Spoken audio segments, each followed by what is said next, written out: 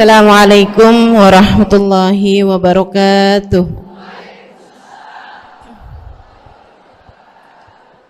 Alhamdulillah. Wassalatu wassalamu ala Rasulillah Muhammad ibn Abdillah wa ala alihi wa sahbihi wa man walah. Subhanaka la ilma lana illa ma 'allamtana innaka antal alimul hakim. Rabbi shrah li sadri wa yassir li amri wahlul 'uqdatan min lisani yafqahu qawli. Amma ba'du. Alhamdulillah, ibu-ibu sekalian saya muliakan, hadiah indah di mana Allah mengizinkan kepada kita untuk menghadapnya. Bukan main. Siapa kita ini sampai diizinkan Allah untuk bolak-balik menghadap kepada Allah Subhanahu wa taala dalam salat-salat kita. Saya pernah dengar dari para guru-guru kami, guru-guru saya. Mereka mengatakan di saat orang salat, di saat kamu salat, di saat saya salat, bukan hanya karena saya mau sholat, kamu mau sholat, akan tetapi karena kamu dianggap mulia di mata Allah, sehingga Allah izinkan dirimu untuk menghadap padanya. Ketika saya sholat, bukan hanya karena saya mau sholat, akan tetapi karena saya punya nilai di mata Allah, sehingga Allah izinkan kepada saya untuk menghadap padanya. Sebaliknya, ketika kamu tidak mau sholat, bukan hanya karena kamu tidak mau sholat, akan tetapi karena kamu sudah jatuh dalam pandangan Allah, terhina dalam pandangan Allah, sehingga Allah tidak lagi mengizinkan kepadamu untuk menghadap kepadanya. Ketika seseorang tidak sholat, bukan hanya karena dia tidak mau sholat, akan tetapi karena ia sudah tidak lagi bernilai di mata Allah, sehingga Allah tidak izinkan dia untuk menghadap padanya. Teman-teman, saudariku sekalian yang saya muliakan, kalau bicara tentang sholat nih teman-teman, ada 4 tingkatan, ada 4 kelas. Untuk kamu melihat sholatmu sudah ada di kelas yang mana. Kalau saya boleh bilang kelas teratasnya nih kelas bisnis, oke lah ya. Kelas bawahnya lagi kelas atasnya kelas eksklusif ya, kelas eksekutif. Terus bawahnya lagi kelas bisnis, bawahnya lagi kelas. Tapi ada 4 kelas, bawahnya lagi kelas gerbong. Nggak naik dalam kereta nih ya. Kelas yang paling bawah kita bahas nih, kelas gerbong nih. Kayaknya naik di atasnya nih ya, gerbongnya. Teman-teman sekalian, orang yang di saat mengerjakan sholat, dia kerjakan juga, tapi merasanya sebagai beban. Ya ampun, udah maghrib aja, baru juga asar. Ya ampun, males banget dah. Ini gak ada rusuh nih. Kita kan lagi jalan-jalan nih. Kita kan lagi belanja nih di Tanah Abang. Kita jamaah aja gimana sholatnya. Nah ini orang-orang yang menganggap sholatnya sebagai beban. Malas kalau disuruh sholat, terutamanya subuh. Terutamanya sholat subuh. Ini Allah ceritakan orang-orang yang seperti ini adalah kelompoknya orang munafik. Naudzubillah. Alladzina idza qamu ila sholati qamu kusala. Orang-orang yang kalau disuruh sholat bangun juga sih, tapi malas banget. Setan nih nemenin dia, kayak naroin batu di atas kepalanya, bikin dia berat mau ngerjain sholat. Kalau lagi tidur, ngipas-ngipasin matanya, bobo aja lagi. 5 menit lagi, 5 menit lagi. Bangun-bangun udah siang. Pernah terjadi padamu?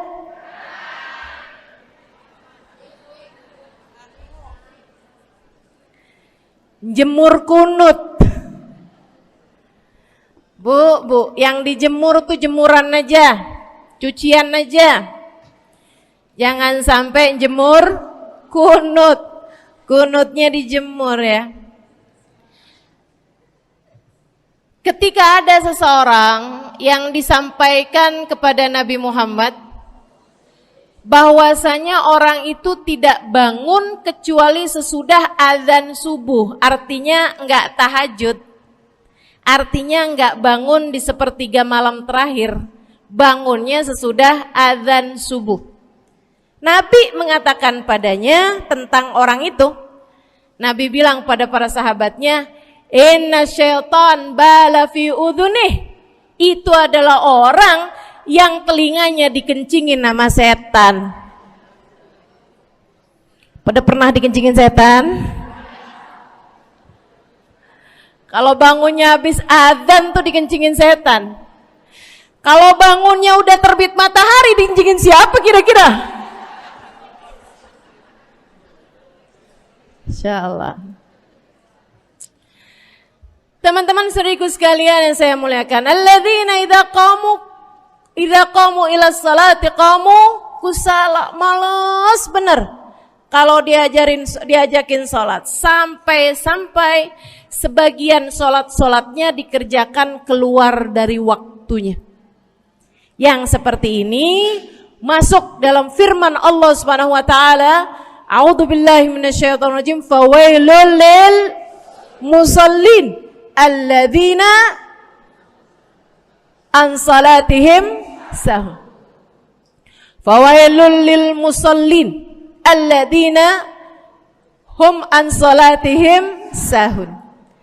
Celaka orang-orang yang salat. Kenapa kok orang salat celaka ya Allah?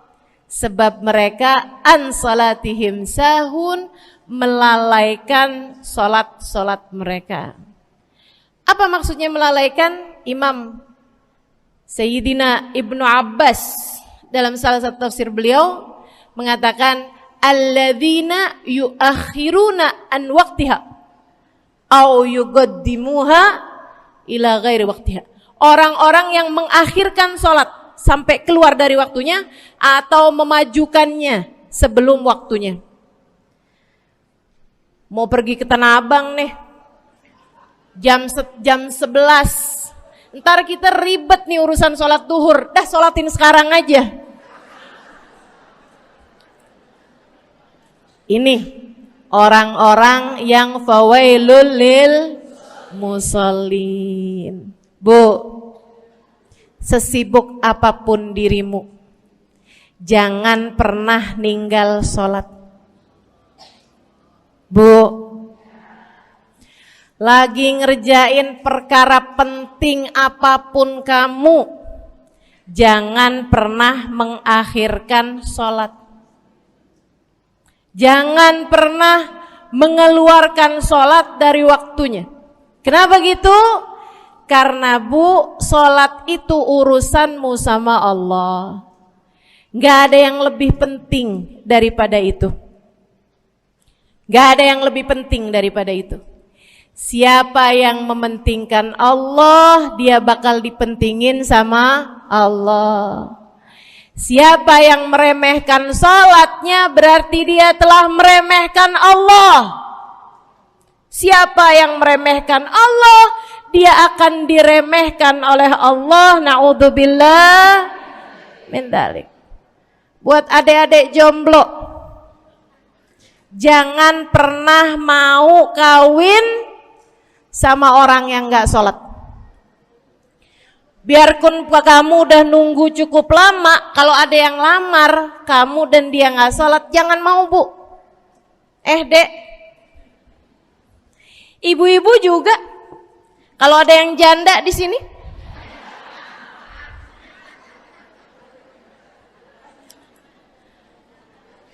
terus ada yang lamar kamu, Walaupun di garasinya ada kijang,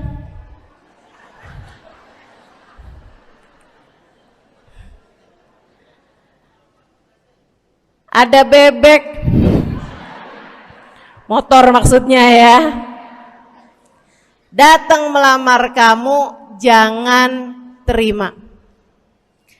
Orang yang gak sholat, kamu jangan mau jadi istrinya. Kenapa? Saya kasih tahu ya, Allah aja dia tinggalin, apalagi kamu.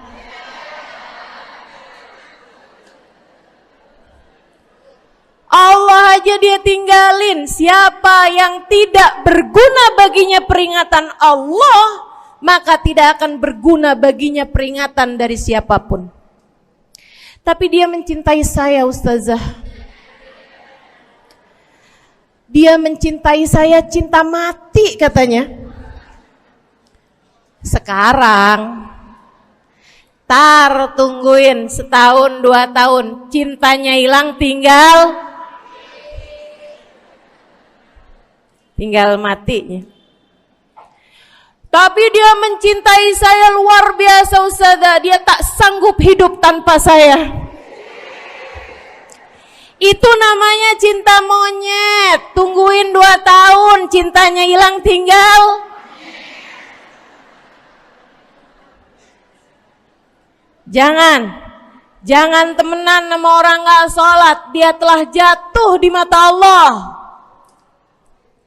Maka kita pun belajar buat jadi orang-orang yang terus mendaki, terus meraih rahmatnya Allah, terus belajar buat jadi salah satu orang yang dipandang dengan rahmat oleh Allah Subhanahu wa taala. Salah satunya dengan cara kita memuliakan sholat, kita menjaga sholat. Jagain sholatnya, jangan masuk kelompok orang yang tadi itu sholatnya menjadi beban. Ini kelompok paling bawah nih. Naik ke kelas ekonomi. Tadi begitu ya? Kelas ekonomi, orang-orang yang sholatnya menjadi sebuah kewajiban. Dia kerjain, dia tahu itu wajib, dia gak akan tinggalin. Tapi sama halnya dengan kewajiban-kewajiban yang lain. Kita nih kalau mikirnya kewajiban, Bu, kalau nggak diwajibin lagi seneng. Betul nggak? Masih ada kayak beratnya gitu ngerjain sholat. Orang yang sholatnya dianggap sebagai kewajiban. Kayak anak-anak sekolah tuh, wajib pakai seragam, wajib ngerjain PR. Kalau 1 hari, besok enggak wajib pakai seragam. Ada enggak ya pakai seragam? Enggak ada. Enggak ada. Enggak ada yang besoknya dipakai seragam. Terus tanyain, kenapa kamu tetap pakai seragam? Habisnya saya suka sama seragamnya. Enggak ada. Karena mereka menganggap pakai seragamnya adalah kewajiban. Sekolahnya sebagai kewajiban. Jadi giliran besok libur anak-anak, hore gitu. Ada orang-orang yang sholatnya dianggap sebagai kewajiban. Nggak ada yang nambah kalau kewajiban tuh. Sholat sunnah boro-boro, sholat wajib aja kalau bisa dibikin sesingkat mungkin akan dilaksanakan dengan cara yang sesingkat-singkatnya.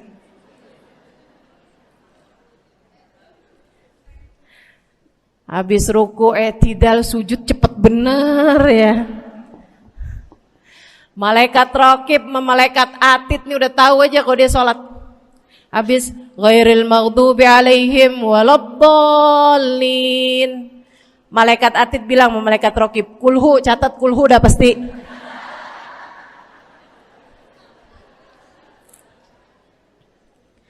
Kulhu aja gak kelar-kelar. Teman-teman saudariku sekalian yang saya muliakan, sholatnya dianggap sebagai sebuah kewajiban. Nggak nambah dengan sunnah, namanya wajib. Kita naik lagi insyaallah. Sholatnya kita naikkan dari yang kewajiban kita naik menjadi kelas bisnis, sholatnya sebagai sebuah kebutuhan. Bu, mudah-mudahan nih ibu-ibu, teman-teman semuanya yang sedang menyimak kajian pada hari ini, saya doakan, karena saya berharap saya pun juga didoakan agar menjadi salah satu orang yang sudah berada dalam tingkatan ini. Sholat kita tahu adalah kebutuhan kita. Sama kayak kebutuhan makan, Bu. Ibu kenyang nggak kalau makan nasi doang 2 piring? Kenyang. Siapa yang bilang nggak kenyang? Kalau kamu makan nasi doang sepiring, kenyang apa nggak kenyang? Kenyang. Akan tetapi pasti ibu-ibu mau nambah dah. Nambah apaan? Lauk. Nambah lauknya. Ada ikan asin, ada sayur asem. Langsung pada lapar nih. Ada sambal. Masya Allah, ada tempe goreng. Udah Bu ya, tetangga lewat kagak nyadar. Masya Allah. Teman-teman sekalian, kita nambah, bahkan udah kenyang pun kita masih cari lagi tambahan. Makanan apa nih yang bisa kita makan? Karena kita tahu makan adalah sebuah kebutuhan kita. Kita perlu sama makan. Kita butuh sama makan. Maka demikian pula dengan orang-orang yang sholatnya sudah dia tahu adalah sebagai sebuah kebutuhan. Cukup sih duhur 4 rakaat, dia nambah. Ada qobliyahnya, ada ba'diyahnya. Jam-jam 9 pagi nggak ada sholat wajib sih, tapi pengen ngemil, ya Bu ya, dengan cara kerjain sholat duha. Malam-malam abisnya isya, ampun mau tidur, ingat katanya Nabi, pesannya kepada Sayyidina Abu Hurairah, wasani habibi, kata Abu Hurairah, an utir qabla an anam. Kekasih saya Nabi besar Muhammad, kata Abu Hurairah, kasih pesan pada saya untuk jangan tidur sebelum sholat witir. Jadi habis kelar sholat isya langsung sambung sama witirnya. Dia tahu sholatnya adalah sebagai sebuah kebutuhan. Kebutuhan. Saya butuh untuk sholat karena saya butuh kepada Allah. Saya perlu sholat karena saya perlu kepada Allah. Saya perlu sholat karena saya tahu urusan saya sebesar apapun saya rasakan adalah kecil dalam pandangan Allah. Saya perlu sholat karena permasalahan dalam hidup saya yang saya rasakan sebesar gunung di atas pundak saya, di atas punggung saya, di hadapan Allah tak sampai seperti setitik debu yang mudah saja untuk dia angkatkan dari kehidupan saya. Maka kita pun menjadikan sholat sebagai sebuah kebutuhan. Lagi sakit, jangan ninggal sholat. Kenapa? Kamu menghadap kepada yang punya kesehatan. Lagi banyak utang, jangan ninggal sholat. Sama, jangan utang lagi. Karena kamu menghadap kepada pemilik segala kekuasaan, pemilik dunia dan akhirat, pemilik semua uang di atas muka bumi ini adalah Allah. Makanya Habib Ali Habsyi, penulis kitab Maulid Simtud Durar, yang tadi ibu-ibu baca maulidnya, beliau pernah bilang, Ada dalam salah satu diwan beliau. Diwan tuh syair-syair beliau itu ya. Ali idza kad marid syafahu fi'lus shalah la'alla syirru sifa fi wad'i tilkal jibah. Kata beliau, Ali nih kalau lagi sakit, nih Habib Ali ya, beliau tuh padahal punya amal ibadah sangat banyak. Tapi Habib Ali bilang, Ali idza qad marid syafahu fi'lus shalah. Ali nih kalau lagi sakit, sembuhnya sama sholat. Sembuhnya sama sholat. La'alla sirru sifat. Rasa-rasanya memang Allah letakkan rahasia kesembuhan ada pada fi wad'i tilkal jibah, terletakkannya jabhah kita, dahi kita di tempat sujud. Di sana semua permasalahan-permasalahan dalam hidupmu menjadi ringan. Saat kamu meletakkan dahimu di tempat sujud, kamu berbisik lirih kepada Allah, akan tetapi suaramu didengar sama yang punya arsy. Akan tetapi suara bisikanmu didengar segenap malaikat-malaikat yang ada di atas langit. Kemudian mereka mendoakanmu sehingga Allah mengatakan wasjud waqtarib, sujudlah kamu. Posisi sujudmu itu waqtarib akan membuatmu menjadi dekat dengan Allah Subhanahu wa taala. Sujudlah dan mendekatlah kepadaku, kata Allah. Agrab ma yakunul 'abd min rabbih fahuwa sajid, kata Nabi Muhammad. Fa'akthiru fihi du'a faqamin an yustajabulah. Tempat terdekat seorang hamba dengan Tuhannya adalah saat dia sedang sujud. Maka perbanyaklah doa dalam sujudmu, kata Nabi Muhammad. Doamu sangat mungkin diijabah oleh Allah. Apalagi kalau doanya kamu haturkan di sepertiga malam yang terakhir. Saat-saat di mana kebanyakan manusia di sekelilingmu yang lalai berada dalam tidurnya, berada dalam alam mimpinya. Para ulama tuh sampai bilang, Bu, dari kehususannya sepertiga malam yang terakhir, orang yang ngerjain maksiat aja sepertiga malam yang terakhir tuh tidur. Ibu gak pernah tahu orang-orang pulang diskotik jam berapa? Gak tahu ya, sama. Tapi Bu, yang pasti mereka tuh sepertiga malam yang terakhir malah pada pulang, malah pada tidur gitu. Orang maksiat aja itu sama Allah dibuat tidur tuh di jam-jam yang biasanya turun rahmatnya Allah. Allah mau milih nih mana nih hamba-hambaku, pilihan-pilihanku akan aku bangunkan untuk menghadapku. Kemudian Allah Subhanahu wa taala bertanya, hal min mustaghfirin, hal min taib, hal min talibi hajatin faunilahul matalib. Siapa nih di antara kalian yang lagi mohon doa, minta pertolongan, mohon ampunan, akan aku beri, kata Allah Subhanahu wa taala, sebab kalian meminta pada waktu yang paling aku suka. Kalau punya hajat minta. Kapan mintanya? Dalam sujud. Kapan sujudnya? Dalam sholatmu di sepertiga malam yang terakhir. Bu, ngelihat muka-mukanya pada punya hajat banyak-banyak nih. Gimana tahajudnya?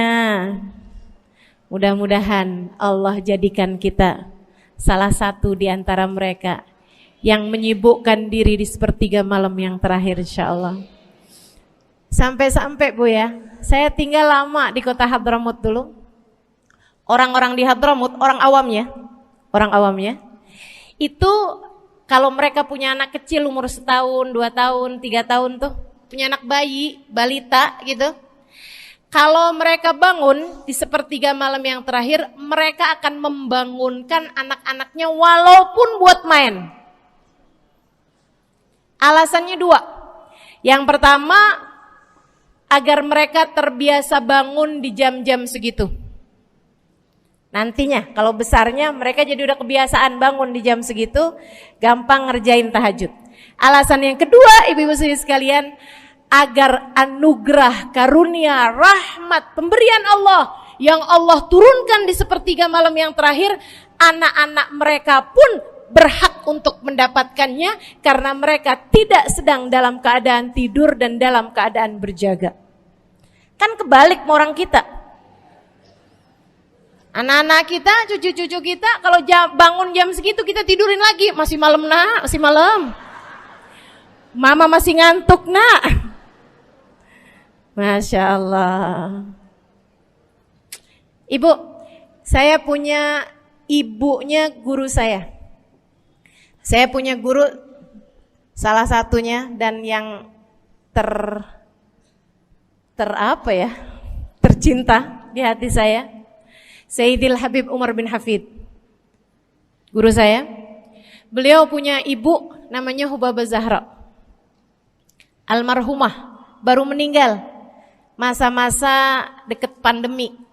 Ya Bu ya, baru aja beberapa tahun silam meninggalnya. Itu ibu-ibu sekalian punya anak kalau nggak salah 12. Kalau nggak salah 12 anak beliau. Laki-laki 5. Kalau saya nggak salah ya, mohon maaf kalau saya salah. Kemudian yang perempuan 7. Semuanya soleh-solehah. Semuanya Bu, jadi orang-orang yang luar biasa, yang terutamanya anak yang pertama yaitu Habib Ali Masyhur jadi mufti pada zamannya di Kota Tarim. Sampai wafatnya beliau masih sebagai mufti. Mufti itu Bu, permasalahannya umat semuanya ada di meja beliau untuk beliau selesaikan. Anak yang laki-laki yang paling kecil, Al Habib Umar bin Hafid, menjadi kita tahu semuanya ya, orang soleh, ulama, waliullah. Ibu-ibu sekalian, kita mau tahu nih, anak-anak soleh-solehah semacam itu ibunya kayak gimana gitu. Karena Bu, mohon maaf. Walaupun memang Nabi Nuh, nabinya udah soleh, anaknya nggak soleh. Kan begitu ya? Ada juga sih, tapi secara mayoritasnya Bu, buah jatuhnya tak jauh dari emaknya begitu, anaknya kurang lebih begitu.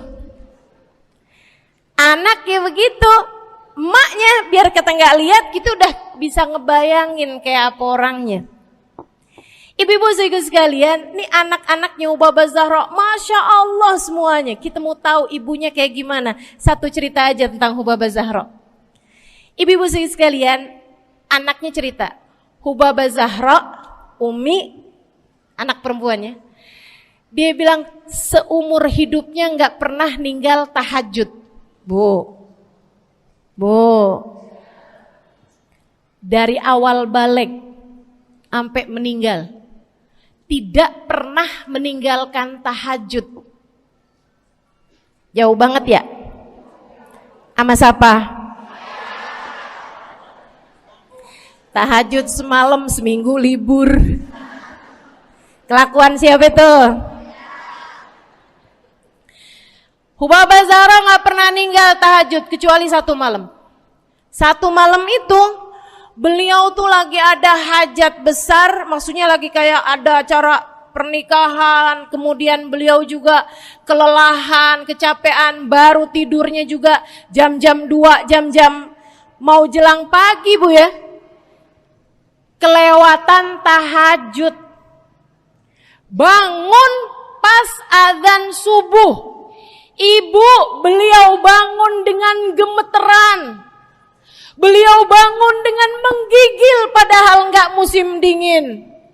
Beliau bangun, azan, innalillahi wa inna ilaihi rajiun. Azan, astagfirullah, ya Allah, astagfirullah, azan, ya Allah, ampuni Zahra ya Allah, ampuni Zahra ya Allah. Anaknya cerita, hari itu aku tidak pernah melihat ibuku berlelehan air mata sepanjang hari lebih daripada hari tersebut.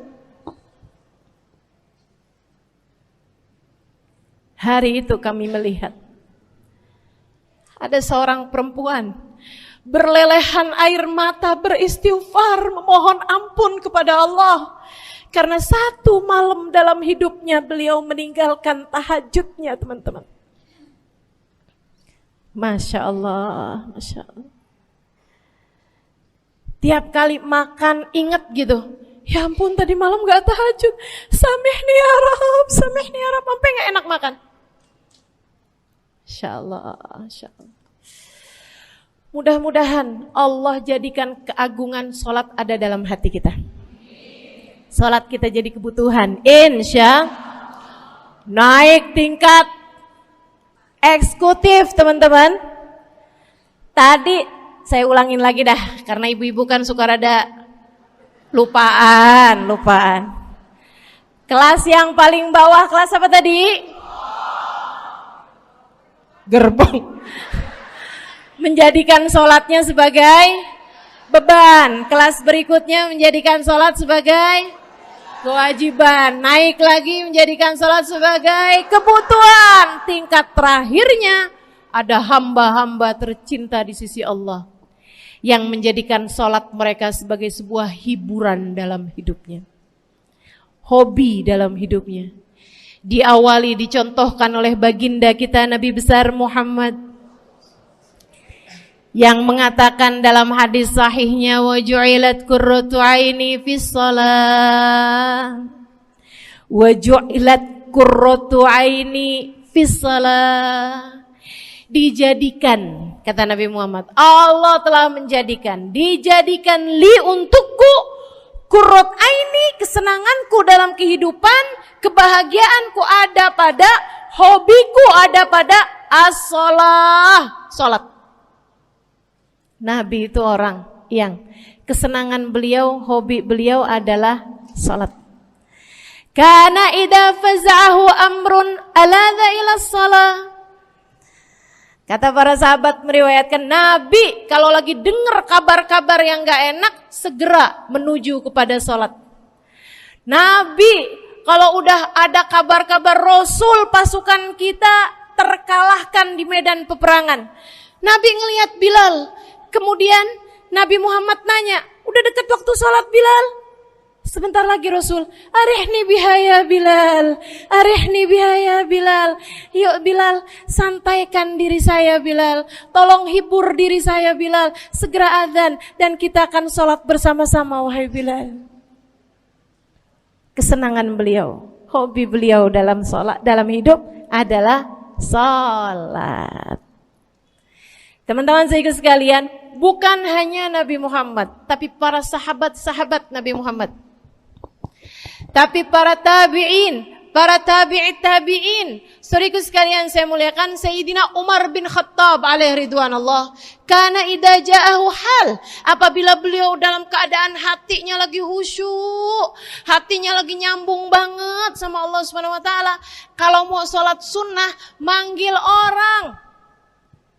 Beliau salat dalam masjid, ada orang mau salat sunnah, ada orang lagi baca Quran dipanggil sama beliau. Kamu saya bayar ya. Kamu duduk sebelah sini saya nih, baca Qur'annya deketan saya sini, kamu saya bayar. Buat apaan wahai Sayyidina Umar? Buat negur saya, ngingetin saya lagi sholat nih. Oh gak usah dibayar Tuan. Yaudah kalau gitu kamu duduknya sebelah sini ya. Tugas saya apa Tuan? Kalau kamu lihat saya sholat berdirinya kelamaan, ingetin saya buat ruku. Kalau kamu lihat ruku saya kelamaan gak bangun-bangun, ingetin saya buat bangun. Kalau kamu lihat sujud saya kelamaan, ingetin saya buat duduk. Karena saya sekarang ini kalau lagi berdiri baca Al-Quran, lupa buat ruku. Dari nikmatnya bacaan Quran beliau. Baik Tuan. Sholat, baca Fatihah, habis itu baca Quran. Surat Al-Quran, dapat selesai satu, kok masih enak. Baca lagi, masih enak lagi, baca lagi. Yang sebelah beneran nih gak ruku-ruku. Beliau berdiri kemudian bilang, Tuan ruku. Gak kedengeran. Beliau berdiri deketin telinganya, Tuan ruku. Belum kedengeran juga. Ruku. Allahu Akbar. Sayyidina Umar bin Khattab. Tabi'in, Sayyidina Ali Zainal Abidin. Pernah lagi sholat, rumahnya kebakaran, teman-teman. Sholat sunnah di waktu malam, rumahnya kebakaran. Orang-orang pada teriak-teriak, Tuhan harik, nar, ya ibn binti Rasulillah, wahai anak dari cucunya Nabi Muhammad.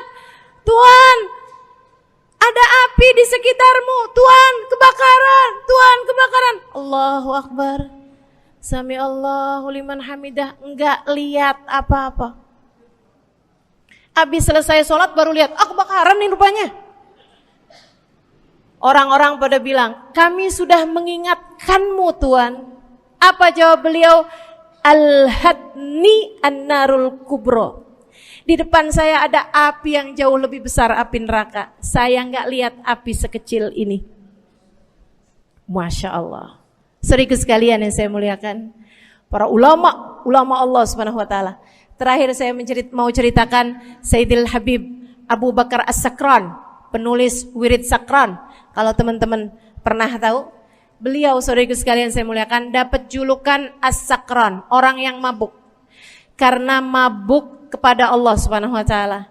Beliau pernah satu waktu kena penyakit di punggungnya. Beliau kemudian tanya sama dokter, kata dokter, wah ini nih penyakit mesti diangkat, mesti dioperasi. Ya udahlah, operasiin saya. Disuguhin 1 gelas khamr di waktu yang telah ditetapkan untuk jadi waktu operasi. Apa ini? Khamr, minuman keras. Zaman itu belum ada obat bius. Dia bilang, ini buat apa? Khamr ini Tuhan, minuman keras ya, agar engkau enggak sadar. Jadi enak gitu kita ngoperasinya. Dia bilang, saya mau dengan kesehatan saya kepengen ngerjain taat kepada Allah, saya enggak mau. Saya dapetin kesehatan saya dengan cara mengerjakan yang diharamkan Allah, yaitu minuman keras. Saya enggak perlu ini. Waduh, kalau gitu nggak bisa dioperasi Tuhan. Kenapa soalnya? Ya nanti kan kesakitan, nanti susah operasinya gitu. Oh gampang. Kalau kalian pengen bikin saya nggak sadar, nggak perlu minuman keras. Terus gimana? Operasikan kalau saya sedang sholat.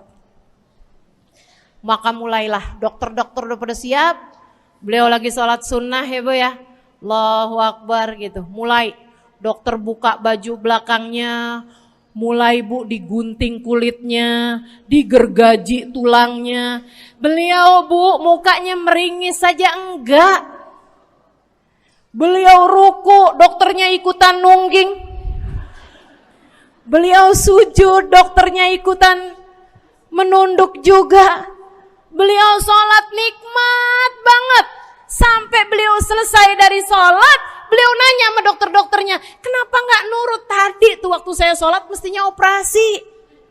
Kata dokter, udah selesai Bib dari tadi. Masya Allah. Radiyallahu ta'ala anhum wardahum. Ini bukan kelas-kelas kita, saya cuma ceritain aja sama ibu-ibu. Bukan berarti ibu-ibu nanti pas waktu sakit bilang sama dokter-dokter nggak usah dibius. Beda hati Bu, beda hati. Ibu ya, beda iman, beda semuanya kita sama mereka. Yang pasti, makanya saya kan yang ini nggak doa nih. Pas yang kebutuhan tuh baru saya doa. Kenapa? Karena kayaknya tingkatan kita dah Bu ya. Mentok dah di sampai kebutuhan itu dah. Insya Allah, mudah-mudahan Allah jadikan kita orang yang menjaga salat insya Allah. Rabbi jalni muqimas salah wa min dzurriyyati amin. Rabbi jalni muqimas salah wa min dzurriyyati amin. Rabbi jalna muqimis salah wa min dzurriyyatina rabbana wa taqabbal du'a. Ala hadhihi niyyah bikun niyyah salihah ila hadratin nabi al-fatihah. Syaitanir rajim. Bismillahirrahmanirrahim. Alhamdulillahirabbil alamin. Ar-Rahmanir-Rahim. Maliki yaumiddin. Iyyaka na'budu wa iyyaka nasta'in. Ihdinas siratal mustaqim, siratal ladzina an'amta 'alaihim, ghairil maghdubi 'alaihim waladdallin. Amin. Taqabbalallahu minna wa minkum, taqabbal ya karim. Sama-sama kita hormati, kita sayangi segenap keluarga besar dari Majelis Ta'lim Raudhatul Aliyah di bawah pimpinan Ibu Ayu Komaladewi Kita doakan semoga beliau beserta segenap keluarganya senantiasa dalam limpahan rahmat ridha Allah Subhanahu wa taala. Juga kita doakan Ustazah Nabilah Al-Haddad sebagai pengasuh di majelis ta'lim ini, sebagai pimpinan di majelis ta'lim ini, Bu Ayu dan Ustazah Nabilah sekeluarga semuanya insyaallah senantiasa dalam pandangan kasih sayang Allah SWT. Panjangkan umurnya, disehatkan badannya, dimudahkan urusannya, kabulkan hajatnya, semakin dicinta Allah SWT dan Rasulnya.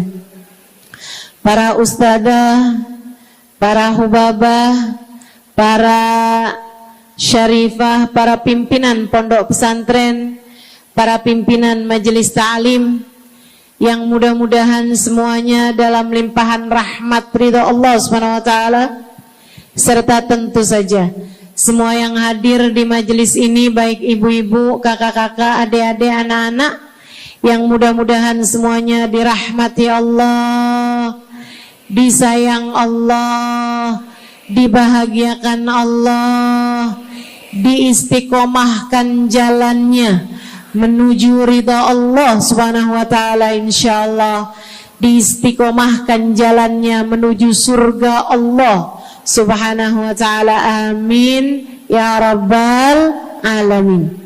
Qul amantu billah thumma istaqim, kata Nabi Muhammad sallallahu alaihi wasallam kepada seorang pemuda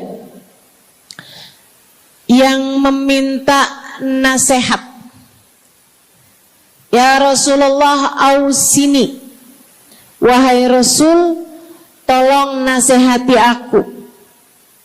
Kita kalau ketemu orang mulia jangan minta duit, Bu.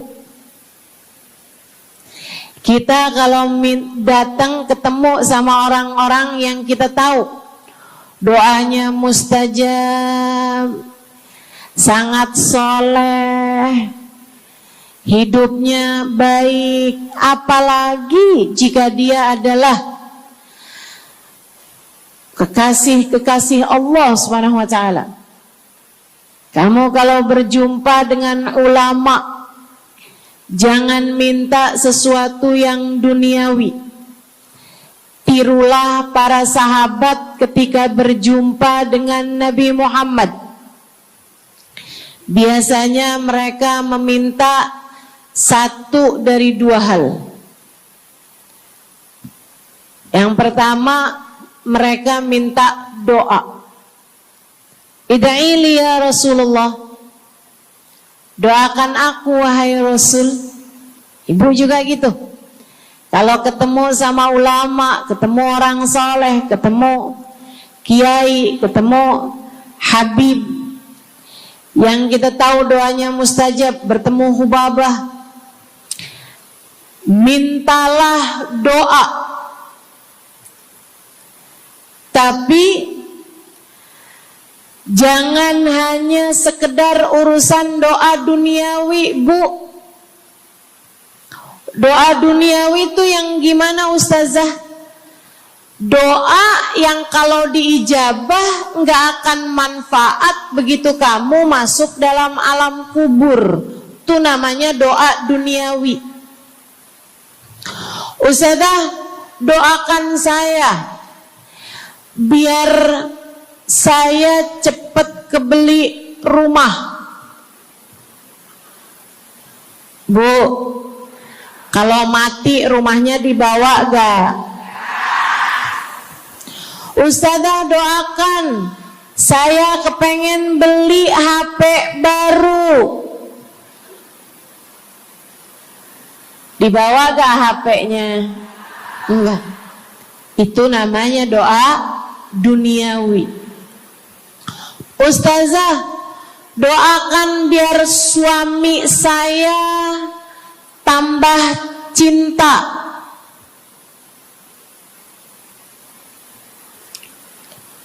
Kalau mati suaminya dibawa gak Bu?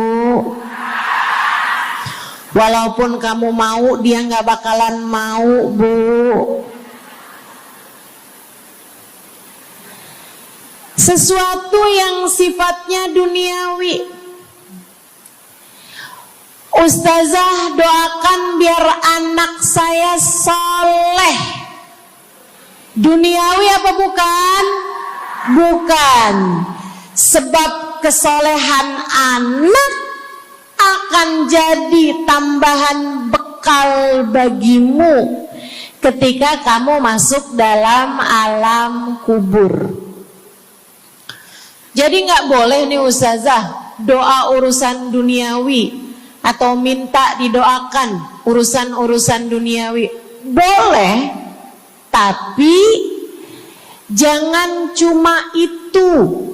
Nanti takutnya kamu nyesel. Kalau selama di dunia kamu doanya hanya untuk urusan dunia, takutnya begitu masuk dalam kuburan sudah tidak ada lagi doa yang akan Allah ijabah untukmu ketika kamu ada dalam alam kubur nanti. Sayang-sayang. Jadi kalau doa, prioritaskan urusan akhirat. Insya saya berasa banget jadi orang yang sering dimintain doa sekaligus juga sering minta doa.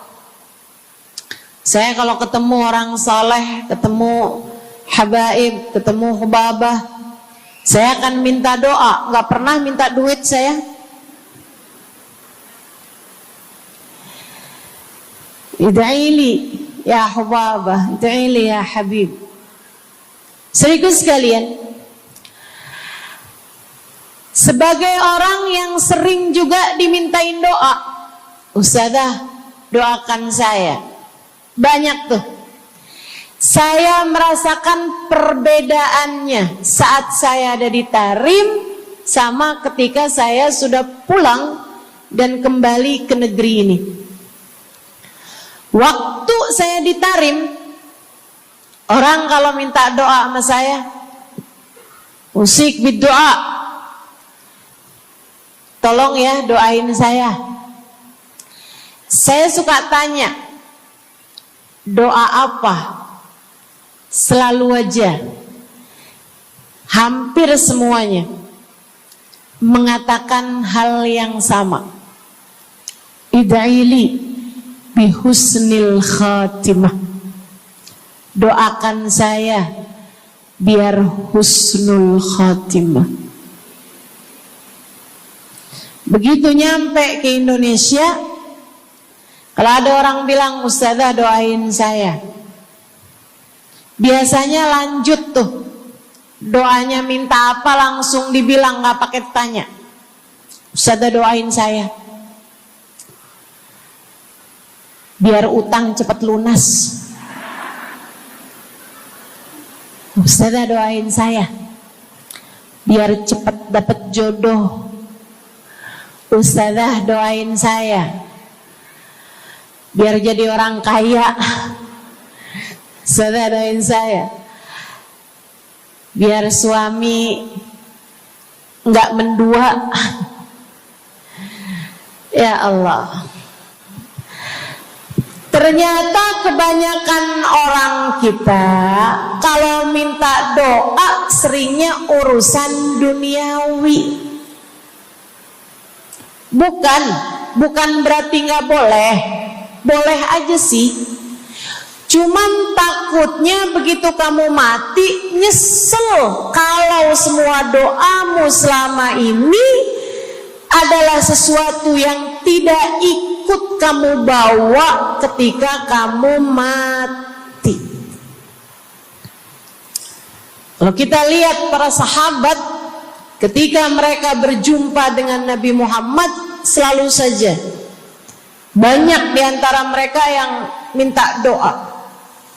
Nabi pernah tanya, doanya apa? Macem-macem jawaban para sahabat. Ada yang begini, Harithah menjawab, ida'ili an yarzuqani Allah asyhada fi sabilih. Rasul, doakan saya biar saya dikaruniai mati syahid di jalan Allah. Ada lagi yang lain doanya, ya Rasulullah, id'ili an yarzuqani Allah murafaqatan bika ya Rasulullah. Doakan biar saya nanti di masa sesudah kematian saya, di masa akhirat nanti bisa mendampingimu wahai Rasulullah, bisa berjumpa denganmu wahai Rasul, bisa ada dalam rombonganmu wahai Rasulullah. Doa-doa yang sangat ukhrawi, doa-doa yang sangat akhirat, karena mereka sudah faham tujuan hidup sesungguhnya adalah mencari ridha Allah Subhanahu wa ta'ala. Tujuan hidup sesungguhnya adalah bergerak menuju surga Allah Subhanahu wa ta'ala. Tujuan hidup sesungguhnya adalah berpulang kepada Allah dalam keadaan Allah ridha kepada kita. Sahabat, minta didoakan, ama yang kedua minta nasihat. Kita juga nyontoh, kalau ketemu orang soleh, kalau ketemu ulama, kalau ketemu habaib, ketemu kiai, ketemu bunyai, ketemu hubabah, ketemu ustadzah, ketemu ustad, minta nasihat. Selain daripada minta doa, mintalah nasihat. Hal ini dicontohkan oleh para sahabat kepada Nabi Muhammad. Datang seorang pemuda berjumpa Nabi Muhammad sallallahu alaihi wasallam. Kemudian bertanya, ya Rasulullah, ausini, wahai Rasulullah, berikanlah nasihat kepadaku ini. Nabi Muhammad tersenyum, senang, bangga, karena mengerti bahwa umatnya faham apa yang harus diminta dari nabinya. Nabi berkata kepadanya, qul amantu billah thumma istaqim. Kata Nabi Muhammad, ucapkanlah, aku beriman kepada Allah, kemudian istiqomahlah kamu di jalan Allah. Nasihat Nabi Muhammad buat pemuda tersebut, nasihat Nabi Muhammad buat pemuda-pemuda umatnya sepanjang zaman. Nasihat Nabi Muhammad buat umatnya, baik yang muda maupun yang tua, baik laki-laki maupun perempuan, baik yang pintar maupun yang kurang pintar. Semua umatnya dinasehati sama Nabi Muhammad. Karenanya akan saya sampaikan hal ini kepadamu hari ini. Quli, ucapkanlah, amantu billah, aku beriman kepada Allah. Tsumastaqimi, kemudian istiqomahlah kamu, wahai saudariku, di jalan Allah. Katakanlah, aku beriman kepada Allah. Kemudian istiqomahlah. Istiqomahlah. Nasihat yang sangat indah dari baginda kita Nabi besar Muhammad, yang Allah karuniakan kepadanya jawami'al kalim, dapat selalu berbicara dengan kata-kata yang ringkas tapi padat. Nabi itu ucapannya ringkas tapi padat. Nggak kayak saya, Bu, udahlah panjang dan ya, mudah-mudahan Allah jadikan ucapan-ucapan kita jadi kalimat-kalimat yang akan membawa kita menuju surga. Jadi ucapan-ucapan yang akan bawa kita menuju ridha Allah Subhanahu wa taala. Ibu-ibu, kita sama-sama belajar biar kalau ngomong itu enggak panjang-panjang, akan tetapi bermutu, berkualitas. Terutama Bu, ibu kalau ngomong sama anak-anak ibu, kadang-kadang panjang bener. Padahal itu aja, anak sampai hafal. Iya mah, katanya gitu. Betul gitu? Nabi kalau ngomong pendek aja tapi penuh makna. Nabi kalau bicara seringkali nggak panjang-panjang tapi sangat berarti. Satu hadis beliau saja bisa disyarahkan, diberi keterangan, hingga bahkan berkitab-kitab banyaknya.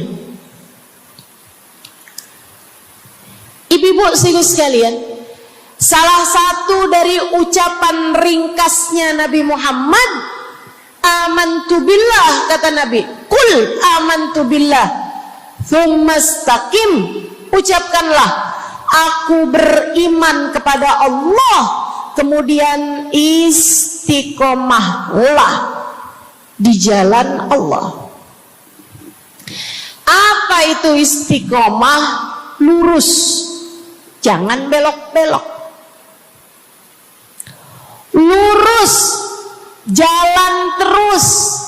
Jalannya adalah jalan yang lurus. Itu yang selalu kita minta dalam tiap rakaat sholat kita. Kita berdoa kepada Allah, ihdinas siratal, ya Allah, tempuhkanlah untuk hidup kami ini jalanmu yang lurus. Sama kayak kamu lagi bilang, ya Allah, karuniakanlah dalam kehidupan kami keistiqomahan di jalanmu ya Allah.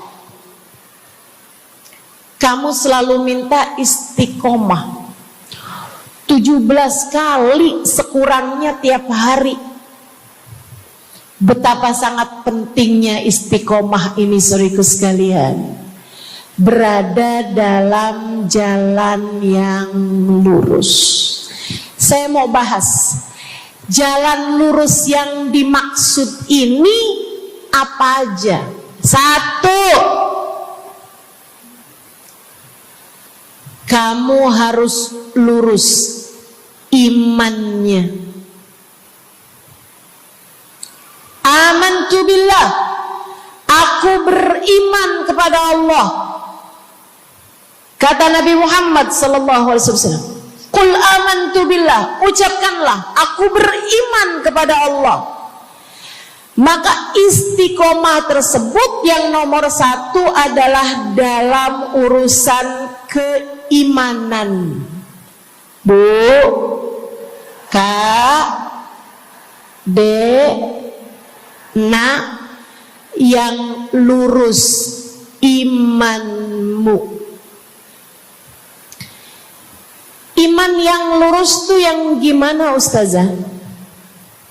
Iman yang lurus adalah memahami 2 kalimat syahadat yang menjadi pintu gerbang keimananmu. Orang kalau masuk Islam, dia jadi orang yang beriman, dia mengucapkan kalimat syahadat. Apa itu?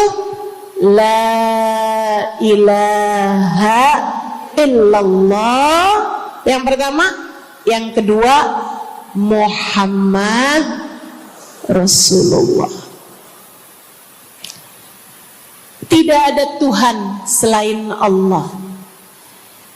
Itu harus kamu miliki dalam hatimu secara lurus, istiqomah. Gak ada Tuhan selain Allah. Jangan hari ini Tuhannya Allah, besoknya Tuhannya duit. Apapun aja yang disuruh sama duit, yang ada duitnya, yang haram-haram pun diterjang. Lah kenapa begitu? Saudaraku sekalian, Qul amantu billah, ucapkan, aku beriman kepada Allah. Aku faham arti la ilaha illallah. Tidak ada Tuhan selain Allah. Tidak ada yang mengatur kehidupan selain Allah. Tidak ada yang memberi rezeki selain Allah. Maka berimanlah kepada Allah. Kalau ada istri bilang sama suaminya,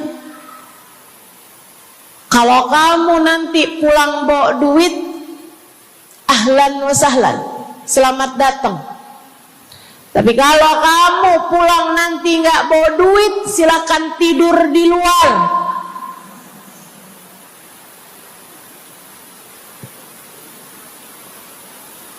Kamu sepertinya kurang beriman. Kamu lupa bahwa pemberi rezeki bukan suamimu, melainkan yang ngasih rezeki itu cuma 1, Bu. Namanya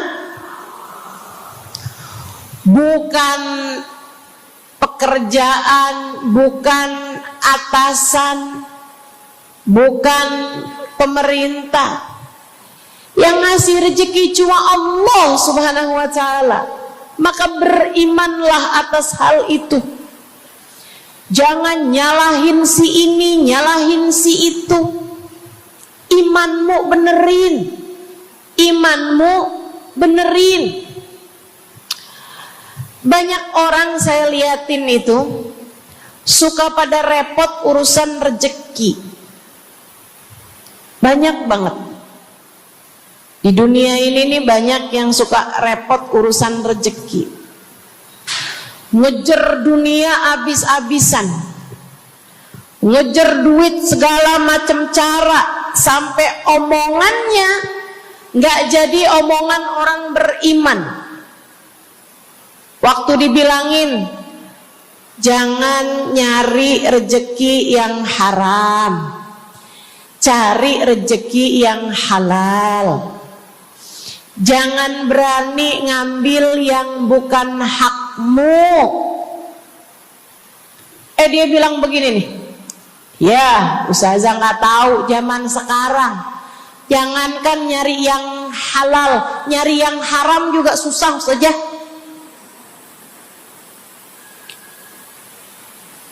Itu omongan orang nggak beriman. Kamu mesti ngerti dulu, kalau yang kamu minta adalah urusan rezeki, dengerin. Kalau yang kamu minta urusan rezeki, kamu harus datang kepada alamatnya. Yang sering kali membuat kamu setengah mati urusan rezekimu, sampai mau-maunya menghinakan diri, minta-minta sama orang, berharap dari orang. Seorang ibu berharap dari anaknya, seorang istri berharap dari suaminya.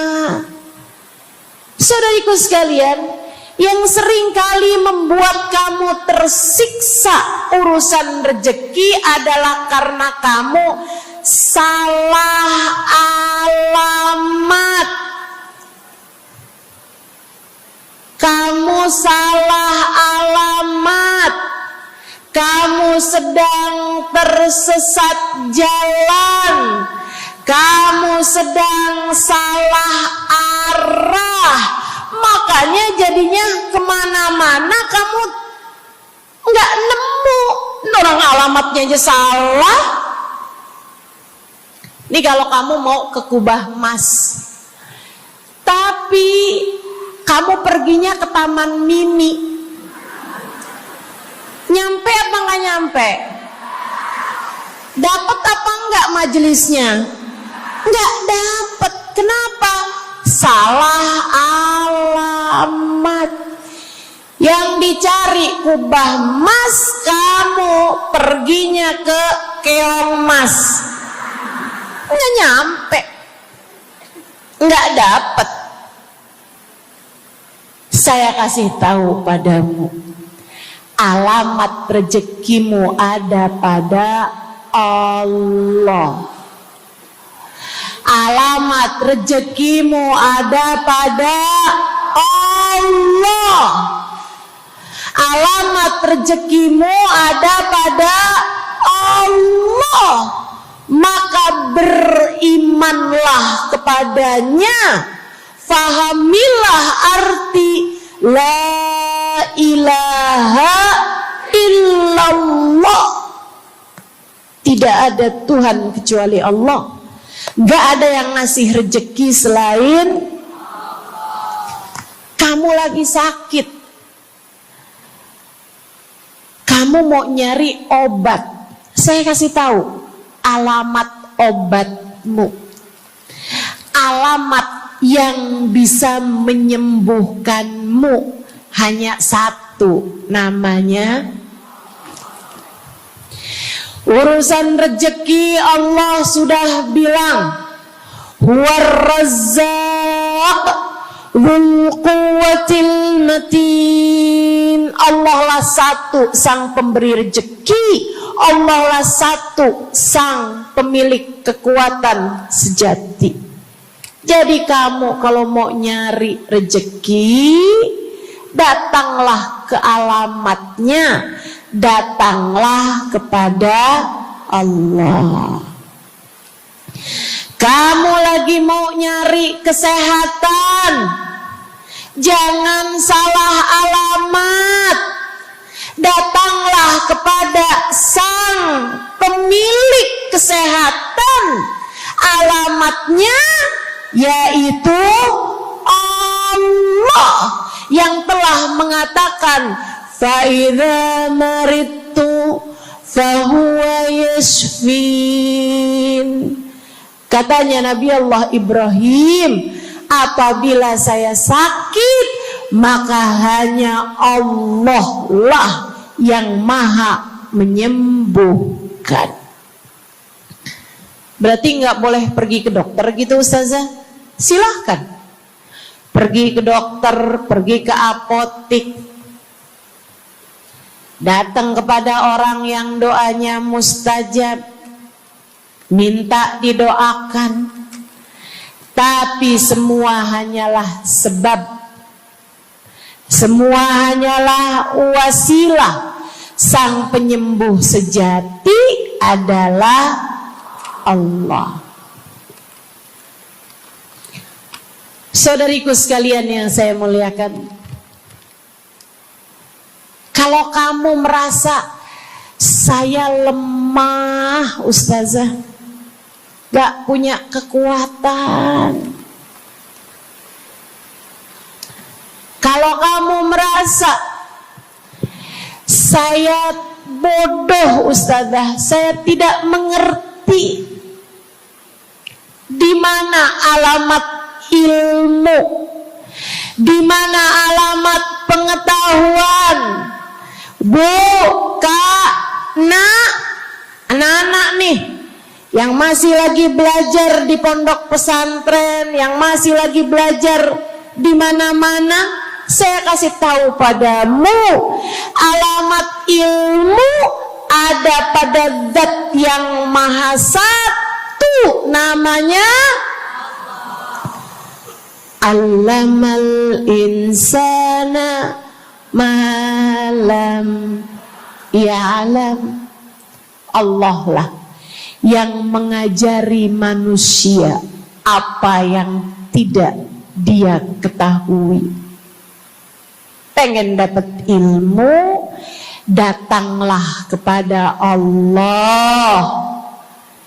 Pengen punya kekuatan, datanglah kepada Allah. Saya udah tua Ustazah, saya janda pula Ustazah, saya nggak punya kekuatan ya Ustazah. Kekuatanmu hanya ada pada Zat yang Maha Satu, Allah Subhanahu wa Ta'ala. Datanglah selalu padanya. Imanmu jangan biarkan ia naik turun.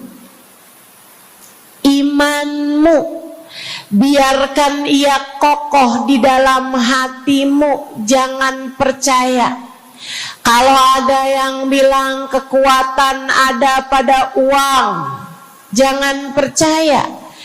Percaya hanya satu aja, kekuatan ada pada Allah. Jangan percaya orang bilang kekuatan ada pada kecantikan. Kalau kamu cantik, kamu kuat, suamimu gak akan kemana-mana. Jangan percaya, Bu. Percaya hanya satu aja, kekuatan ada pada Allah Subhanahu wa Ta'ala. Kamu takut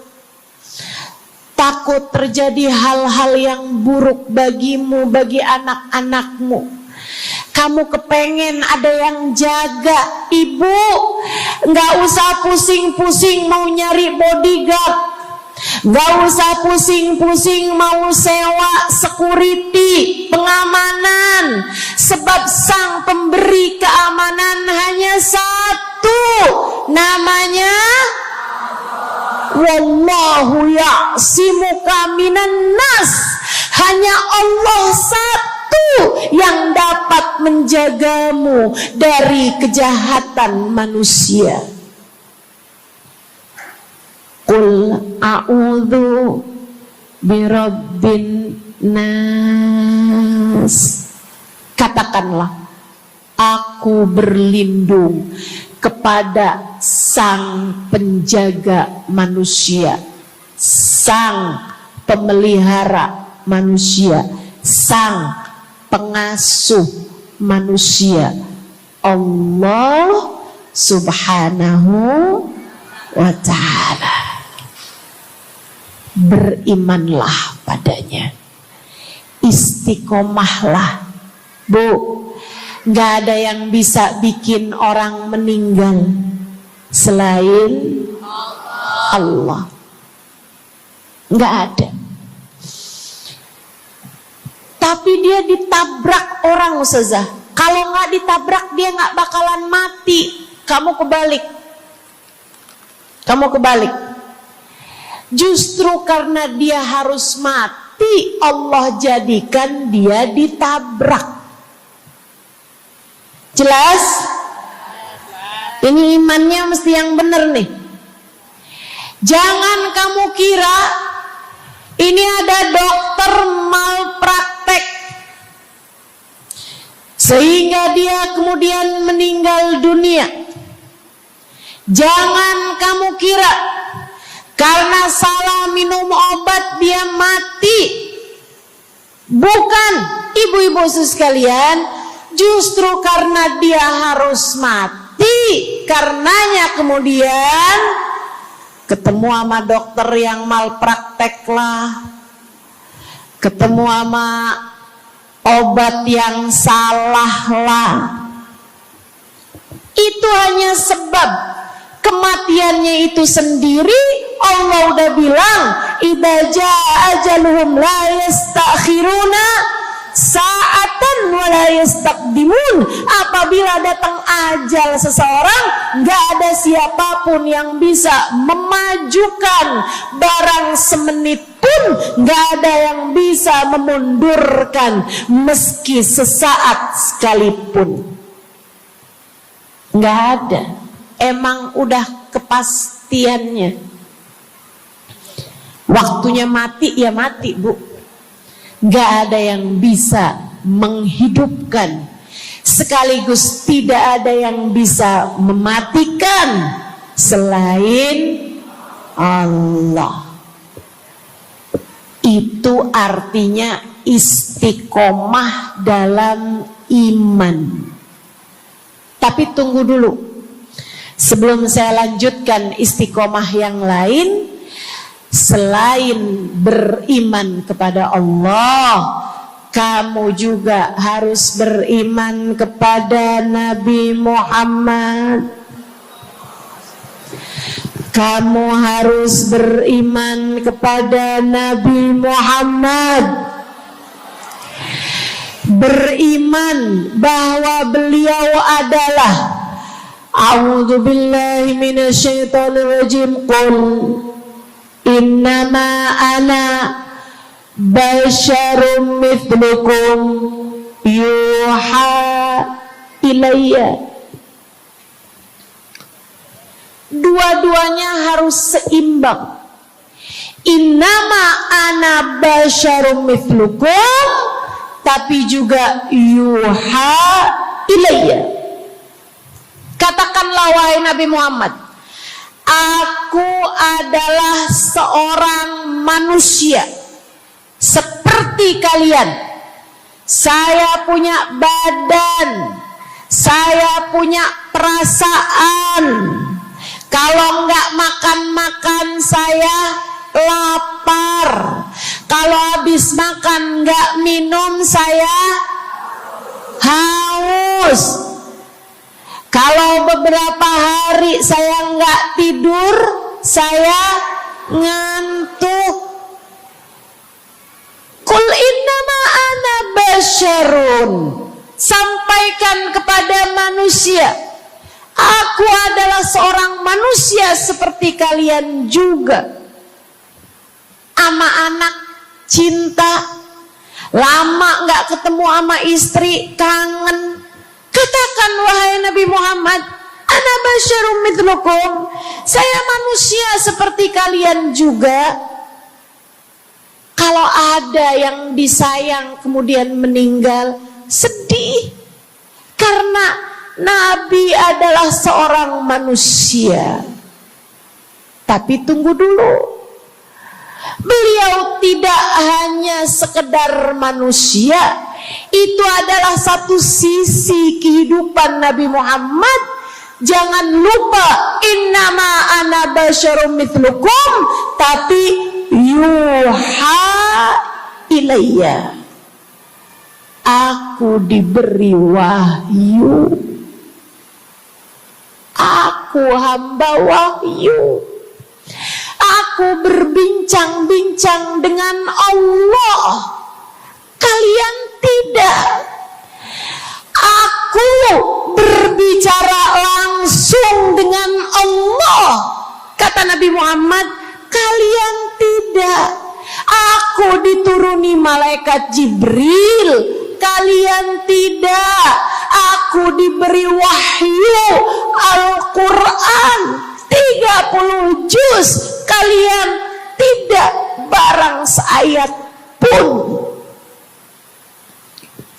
Nih, kalau saya perhatikan, imannya umat manusia yang beriman kepada Allah sekalipun menjadi cacat ketika tidak beriman kepada Nabi Muhammad.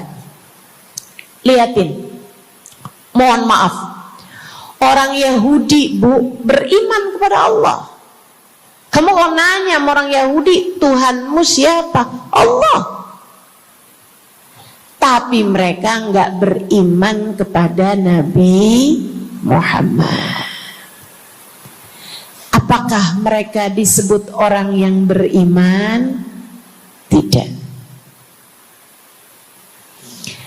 Orang Nasrani, apakah mereka beriman kepada Allah? Iya. Tapi apakah mereka beriman kepada Nabi Muhammad? Tidak. Apakah mereka beriman? Tidak. Bahkan umat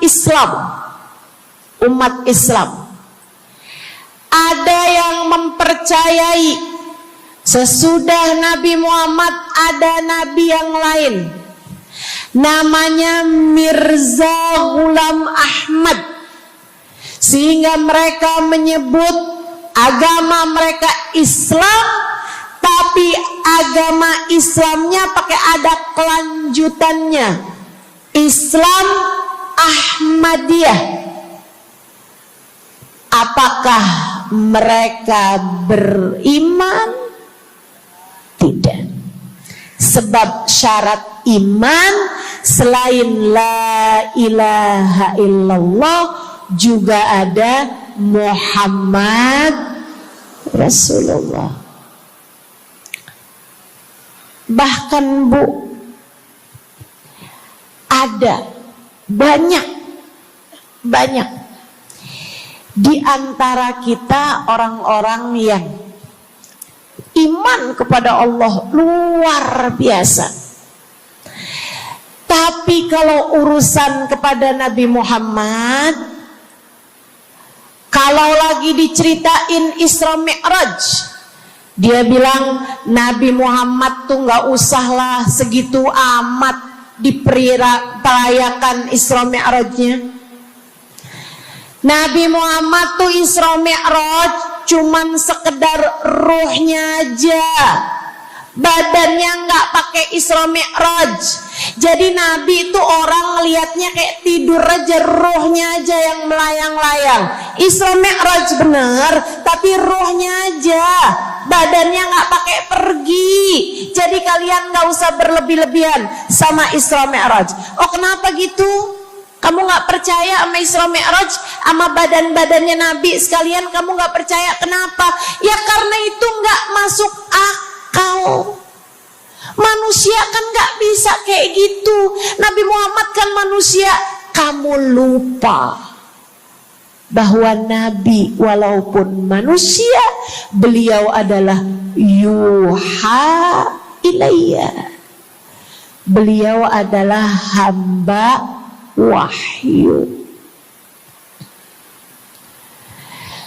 Ketika diceritakan tentang mukjizatnya Nabi Muhammad yang bisa memperbanyak makanan, bahkan ada ghazal, ada rusa yang berbicara dengan Nabi Muhammad, ada unta yang sujud kepada Nabi Muhammad, ada pohon yang datang kepada Nabi Muhammad dengan mencabut akarnya, kemudian berjalan dengan akarnya menuju Nabi Muhammad.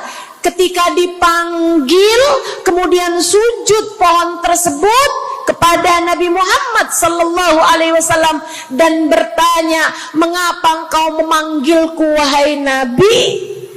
Dia nggak percaya, nggak masuk di akal.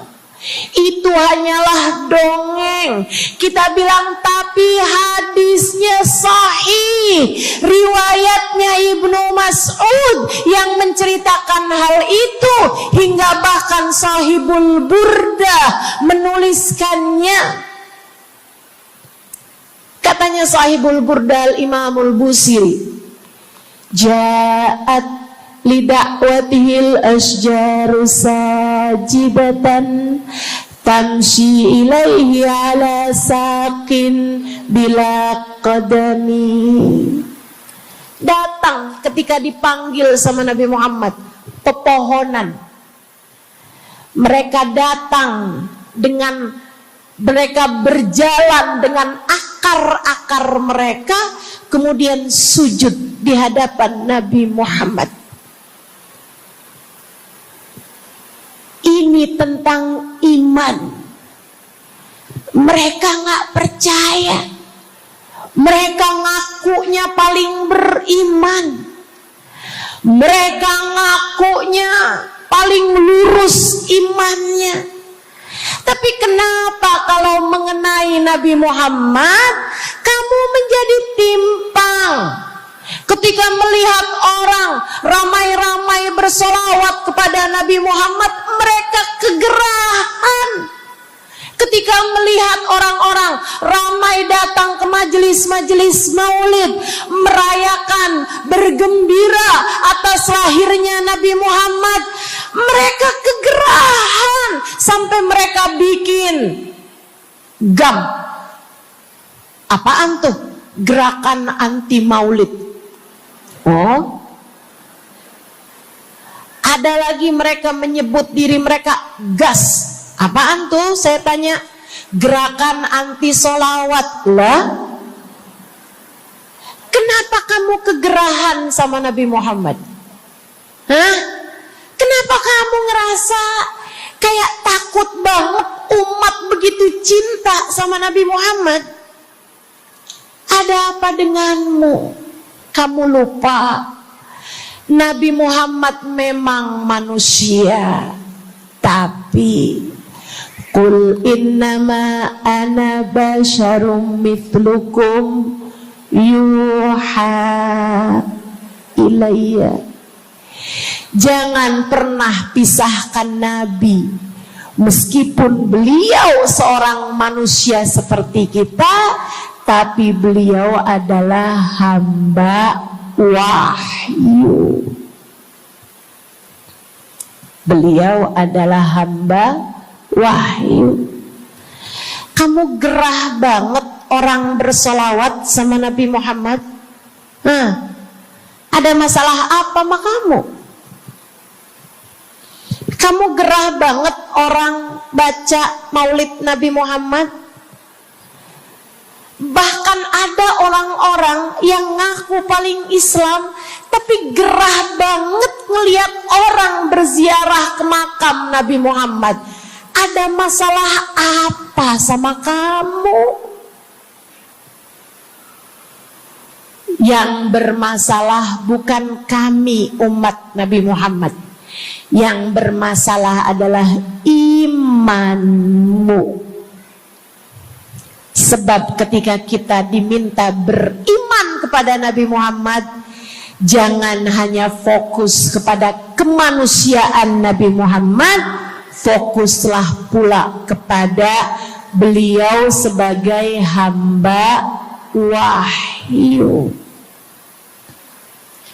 Saudaraku sekalian yang saya muliakan, istiqomah dalam iman. Beriman kepada Allah, beriman kepada Rasulullah. Cinta kepada Allah, cinta kepada Rasulullah. Cinta kepada Rasulullah, cinta kepada keluarga Rasulullah, cinta kepada sahabat Rasulullah, dan istiqomahlah dalam cinta tersebut. Jadi istiqomah menuju ridha Allah yang pertama adalah istiqomah dalam iman. Yang kedua, istiqomah dalam taat. Bu, Kak, istiqomah dalam taat. Kamu disuruh sholat,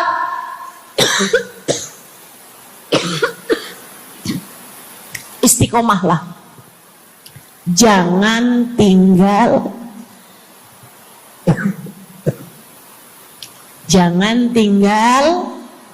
sholat.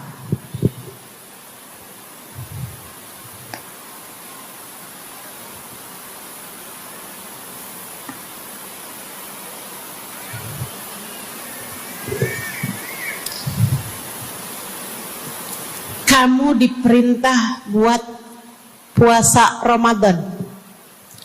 Jangan tinggal puasa.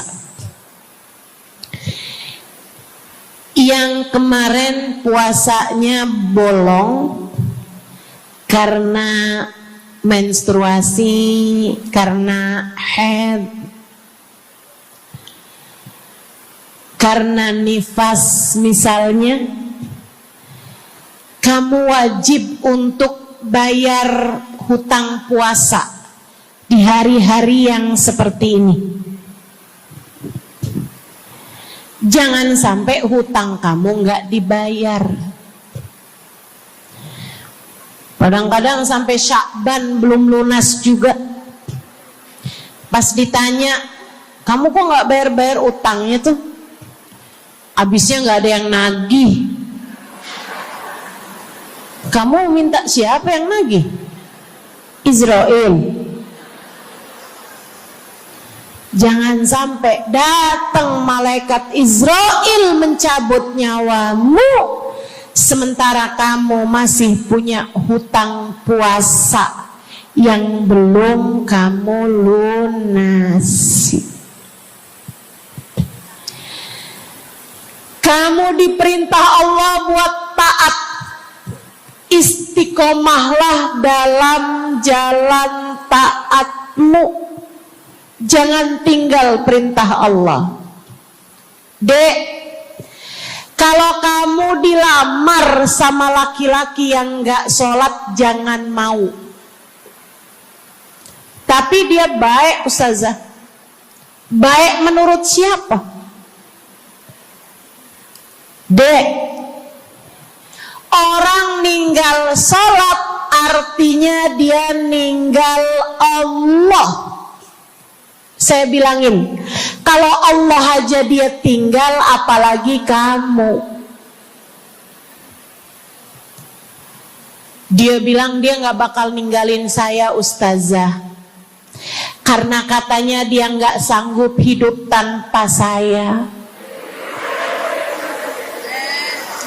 Dek, jangan percaya. Jangan percaya. Allah aja dia tinggalin loh, apalagi kamu. Apalagi kamu. Orang yang, kata para ulama nih Bu, orang yang peringatan Allah tidak bermanfaat padanya, dia tidak akan bermanfaat dengan peringatan siapapun. Kalau lagi cinta sih dia bisa ngomong apa aja. Tapi percayalah, yang bisa ninggal Allah, dia bisa ninggal siapapun. Istiqomahlah di jalan Allah. Istiqomah di jalan Allah. Jangan berani ninggal Allah. Jangan berani ninggal salat. Jangan berani ninggal ibadah. Kenapa gitu Ustazah? Karena yang pegang nasib kamu Allah. Ini nasihat abah saya yang akan saya pegang sampai kapanpun. Abah saya pernah pulang-pulang dari kerjanya, dia cerita, abah tadi ketemu sama orang yang dulu abah pengen jadi kayak dia. Dia itu dulu waktu zaman abah muda, abah kepengen kayak dia, ganteng, kaya, sehat, orang tuanya kaya, dia bisa sekolah. Abah kepengen sekolah, gak ada biayanya. Abah harus bantu orang tua buat nyari nafkah, sehingga akhirnya putus sekolah. SD aja gak tamat, kata abah saya. Serius kalian? Kata abah kepengen banget jadi kayak dia itu waktu zaman abah muda. Tadi abah ketemu sama dia di trotoar. Abah kaget ngelihat dia. Kenapa, Bah? Dia sekarang gila.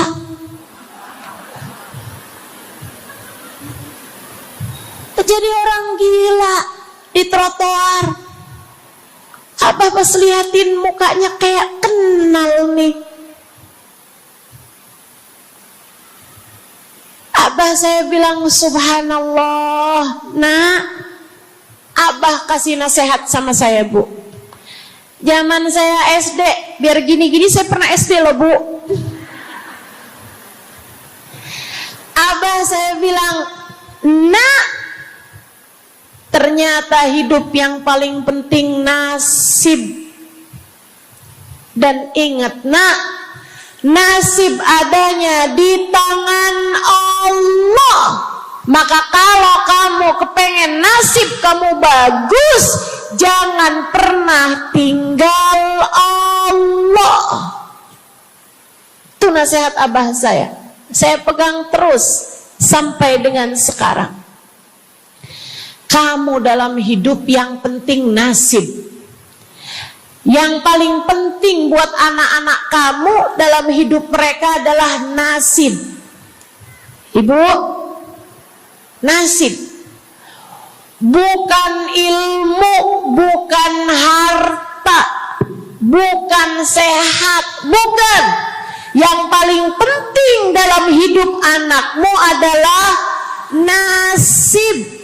Bukan cakep. Kamu nak dalam hidup harus cakep nak. Nanti nak, kalau zaman-zaman akhir nanti ada cara buat mempercantik diri.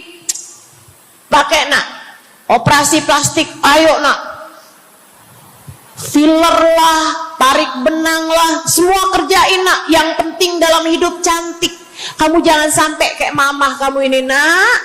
Bapak kamu buka cabang di mana-mana. Bukan.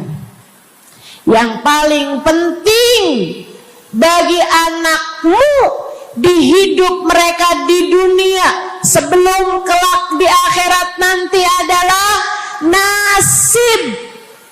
Saya kasih tahu, yang paling penting adalah nasib. Dan nasib itu adanya dalam genggaman. Maka kalau kamu kepengen nasibmu bagus, kalau kamu kepengen nasib anak